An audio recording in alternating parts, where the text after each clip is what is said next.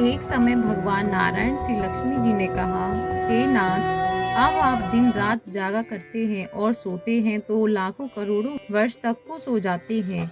उस समय समस्त चराचर का नाश भी कर डालते हैं।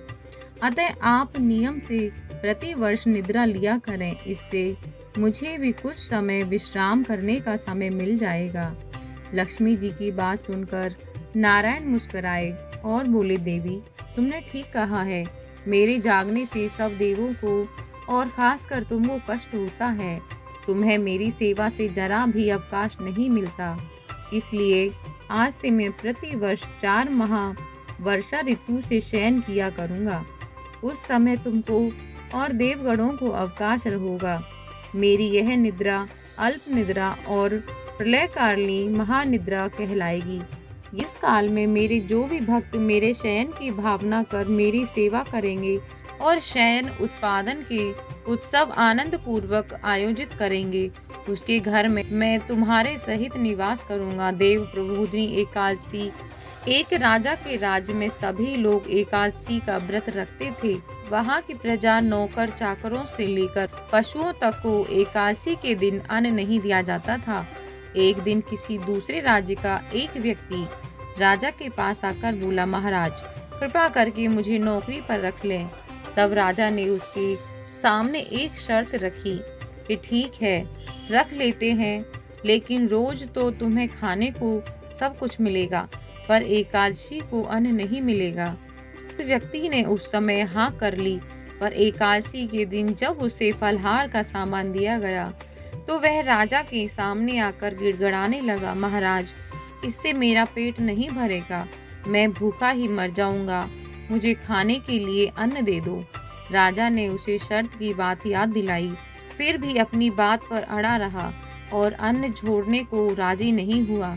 तब राजा ने उसे आटा, दाल, चावल आदि सब दिया। वह नित्य की तरह नदी पर पहुंचा और स्नान कर भोजन पकाने लगा। तब भोजन बन गया तो वह भगवान को बुलाने लगा, आओ भगवान, भोजन तैयार है।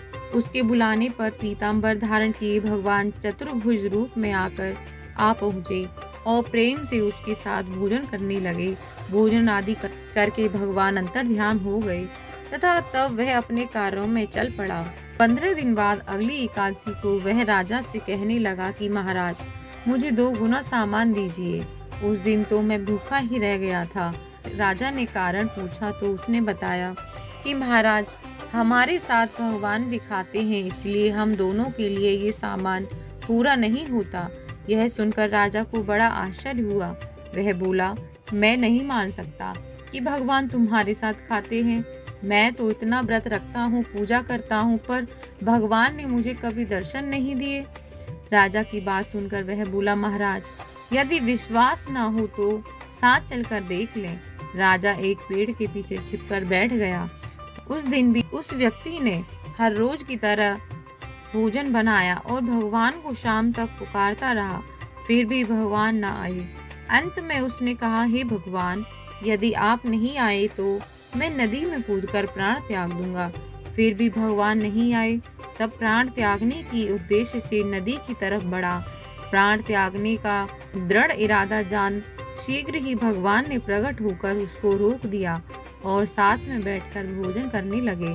खा पीकर वे उसे अपने विमान में बिठाकर अपने धाम ले गए। यह देखकर राजा ने सोचा कि व्रत उपवास से तब तक कोई फायदा नहीं होता जब तक मन शुद्ध ना हो। इससे राजा को ज्ञान मिला। वह भी मन से व्रत उपवास करने लगा और अंत में स्वर्ग को प्राप्त हुआ।